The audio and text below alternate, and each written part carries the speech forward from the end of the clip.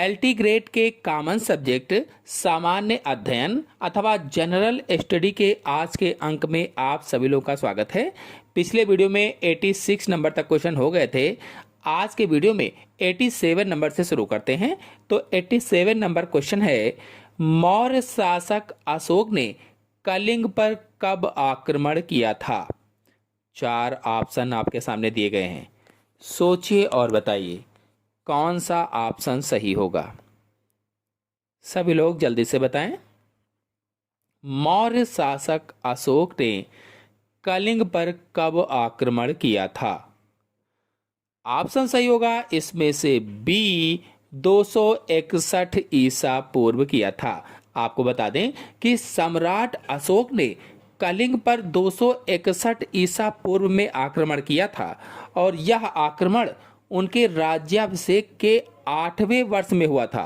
राज्याभिषेक के 8वें वर्ष में, और इस युद्ध में भारी नरसंहार हुआ था, जिससे अशोक का हृदय परिवर्तन हो गया और उन्होंने बौद्ध धर्म अपना लिया।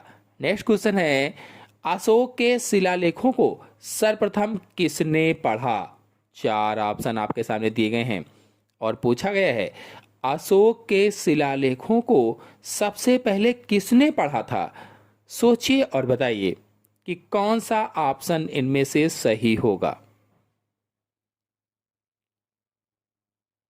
तो ऑप्शन सही होगा इसमें से D, James Prinsep. James Prinsep. बता दें कि सन 1837 ईस्वी में जेम्स प्रिंसेप नामक विद्वान ने अशोक के शिलालेखों को पढ़ा था और James Prinsep east India company में एक अधिकारी थे।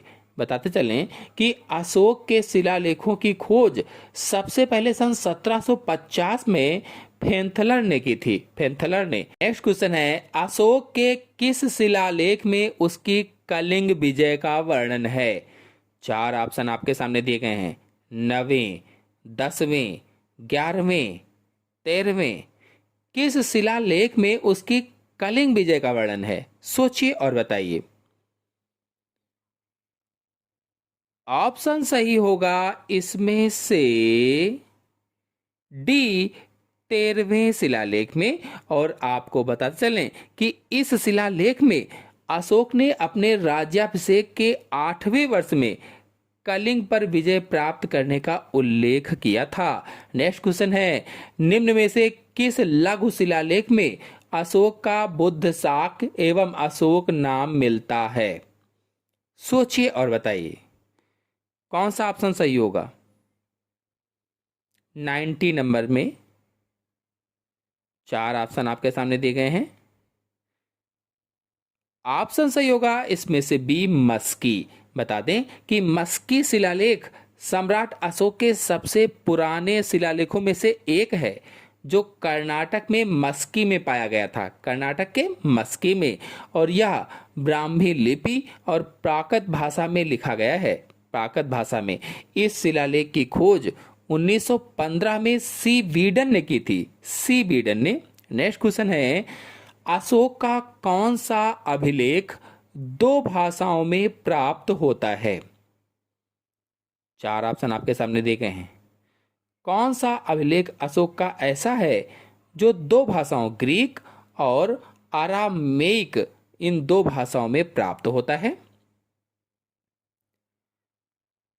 आंसर सही होगा इसमें से पहला, सरेकुना। बता दें कि सरेकुना शिलालेख सम्राट अशोक का है, जो अफगानिस्तान के कंधार में स्थित है। अफगानिस्तान के कंधार में। और इस शिलालेख की खास बात यह है कि यह 2 भाषाओं में है। नेक्स्ट क्वेश्चन है, सांची के स्तूप का निर्माण किसने कराया था? चंद्रगुप्त मौर्य, बिंदुसार, अशोक, कनिष्क। कौन सा ऑप्शन सही होगा? सांची के स्तूप का निर्माण किसने कराया था? सोचिए और जवाब दीजिए। आंसर सही होगा इसमें से सी, अशोक ने। सांची के स्तूप का निर्माण किसने कराया? तो अशोक ने कराया था। आपको बताते चलें कि सांची के स्तूप का निर्माण मौर्य सम्राट अशोक ने तीसरी शताब्दी ईसा पूर्व में कराया था, तीसरी शताब्दी ईसा पूर्व में। और सांची स्तूप को महान स्तूप भी कहा जाता है, यानी इसे महान स्तूप के नाम से भी जाना जाता है। और भारत के सबसे पुराने पत्थरों से बने स्मारकों में से एक है ये, और मध्य प्रदेश के रायसेन जिले में स्थित है। नेक्स्ट क्वेश्चन है, मेगास्थनीज ने भारतीय समाज का वर्गीकरण कितने भागों में किया? 4, 5, 6, 7। मेगास्थनीज ने भारतीय समाज का वर्गीकरण कितने भागों में किया है? कौन सा ऑप्शन सही होगा?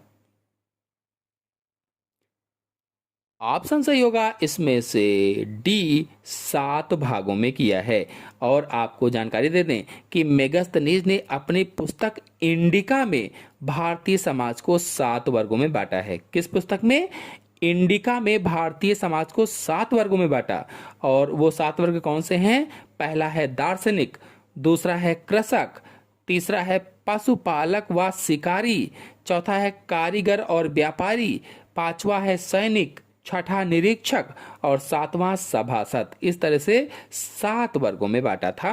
नेक्स्ट क्वेश्चन है, किस मौर्य शासक ने धम्म का प्रतिपादन किया था? चंद्रगुप्त मौर्य, अशोक, दशरथ, कुणाल। किस मौर्य शासक ने धम्म का प्रतिपादन किया था? सोचिए और बताइए। आंसर सही होगा इसमें से बी, अशोक ने। बता दें कि मौर्य शासक अशोक ने धम्म का प्रतिपादन किया था। उन्होंने कलिंग युद्ध के बाद धम्म की नीति अपनाई, जो कि नैतिक और सामाजिक आचरण का एक संग्रह था। संग्रह।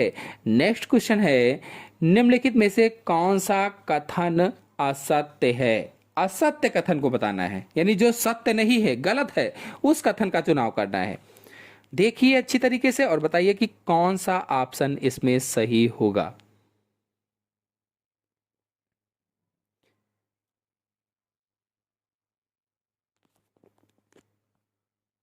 तो ऑप्शन सही होगा इसमें से डी, उपरोक्त में से कोई भी नहीं। नेक्स्ट क्वेश्चन है, मौर्य काल में विष्ट किसे कहा जाता था? मौर्य काल में विष्ट किसे कहते थे? आंसर बताने से पहले आपको बता दें कि मौर्य काल में विष्ट का अर्थ जबरन श्रम या बिगाड़ था, यानी जबरदस्ती श्रम करवा लिया जाता था। कहने का मतलब यह है कि यह लोगों को राज्य के लिए बिना किसी रुपए के करना पड़ता था, बिना किसी रुपए के निःशुल्क श्रम करना पड़ता था। इसलिए इसमें ऑप्शन सही होगा सी, निःशुल्क श्रम को। नेक्स्ट क्वेश्चन है, निम्नलिखित में से किस शासक ने अश्वमेध यज्ञ कराया था? अशोक, दशरथ, पुष्यमित्र शुंग, कुणाल। किस शासक ने अश्वमेध यज्ञ कराया था? आंसर सही होगा इसमें से सी, पुष्यमित्र शुंग ने कराया था। इन्होंने अपने शासन को वैध ठहराने और अपनी शक्ति दिखाने के लिए यह यज्ञ कराया था।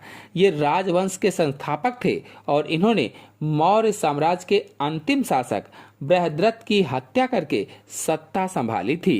नेक्स्ट क्वेश्चन है, प्रसिद्ध व्याकरणाचार्य पतंजलि किसके समकालीन थे? सोचिए और बताइए। ऑप्शन सही होगा इसमें से भी, पुष्यमित्र शुंग के समकालीन थे। नेक्स्ट क्वेश्चन है, शुंग वंश का संस्थापक कौन था? अभी मैंने आपको बताया था शुंग वंश का संस्थापक कौन था, तो इसका आंसर से होगा पहला, पुष्यमित्र शुंग थे। नेक्स्ट क्वेश्चन है, भूमि दान का सर्वप्रथम उल्लेख किस राजवंश के समय का प्राप्त होता है? भूमि दान का सबसे पहला उल्लेख किस राजवंश के समय का प्राप्त होता है? तो आंसर सही होगा इसमें से सी, सातवाहन। बता दें कि सातवाहन राजाओं ने ब्राह्मणों को भूमि दान में दी थी, जिसका उल्लेख उनके अभिलेखों में मिलता है। विशेष रूप से नानाघाट अभिलेख में भूमि दान का प्रमाण मिलता है। नेक्स्ट क्वेश्चन है, प्राचीनतम युग है, इनमें से प्राचीनतम युग कौन सा है? जो सामने लिखे गए हैं। आंसर सही होगा इसमें से बी, बौद्ध युग प्राचीनतम युग माना जाता है। नेक्स्ट क्वेश्चन है, सिख सेना कहलाती है, सिख सेना क्या कहलाएगी? आंसर सही होगा इसमें से सी, खालसा कहलाती है। नेक्स्ट क्वेश्चन है, ऐतिहासिक एलोरा गुफाएं किसके समीप स्थित हैं? दिल्ली, आगरा, अहमदाबाद, औरंगाबाद। ऐतिहासिक एलोरा गुफाएं किसके समीप स्थित हैं?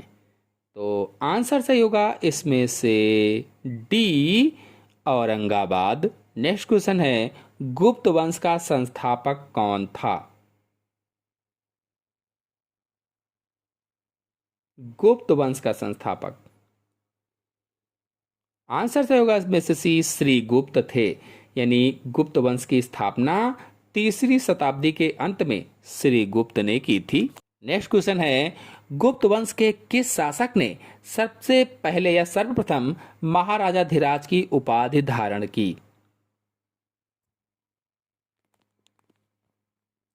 आंसर सही होगा इसमें से सी, चंद्रगुप्त प्रथम ने। नेक्स्ट क्वेश्चन है, किस गुप्त शासक को कविराज कहा गया? ऐसा कौन सा गुप्त शासक था जिसको कविराज कहा गया? इसमें पहला ऑप्शन सही होगा, समुद्रगुप्त को कविराज कहा गया। नेक्स्ट क्वेश्चन है, किस गुप्त शासक को भारत का नेपोलियन कहा जाता है? तो ये हम सभी लोग जानते हैं, भारत का नेपोलियन समुद्रगुप्त को कहा जाता है। बी वाला ऑप्शन सही होगा। नेक्स्ट क्वेश्चन है, श्रीलंका के राजा मेघवर्मन ने किस गुप्त शासक से भगवान बुद्ध का मंदिर बनवाने की अनुमति मांगी थी? 4 ऑप्शन आपके सामने दिए गए हैं। ऑप्शन सही होगा इसमें से पहला, समुद्रगुप्त। नेक्स्ट क्वेश्चन है, चीनी यात्री फायान किसके शासनकाल में भारत आया? चीनी यात्री फायान किसके शासनकाल में भारत आया था? कौन सा ऑप्शन सही होगा? ऑप्शन सही होगा इसमें से सी, चंद्रगुप्त द्वितीय के शासनकाल में चीनी यात्री फायान भारत आया था। नेक्स्ट क्वेश्चन है, चंद्रगुप्त विक्रमादित्य ने किस उपलक्ष्य में चांदी के सिक्के जारी किए थे? सोचिए और बताइए। ऑप्शन सही होगा इसमें से डी, शंको को पराजित करने के उपलक्ष्य में। नेक्स्ट क्वेश्चन है, गुप्तकालीन नवरत्न किस शासक के दरबार में थे? गुप्तकालीन नवरत्न किस शासक के दरबार में थे? तो आंसर सही होगा इसमें से डी, चंद्रगुप्त द्वितीय शासक के दरबार में नवरत्न थे। तो आशा है आपको पूरे क्वेश्चन अच्छी तरह समझ में आ गए होंगे। समझ में आ गए हो तो वीडियो को लाइक कीजिए, अपने सभी दोस्तों में शेयर कीजिए। चैनल पहली बार आए हैं तो चैनल को सब्सक्राइब भी कर लीजिए। धन्यवाद।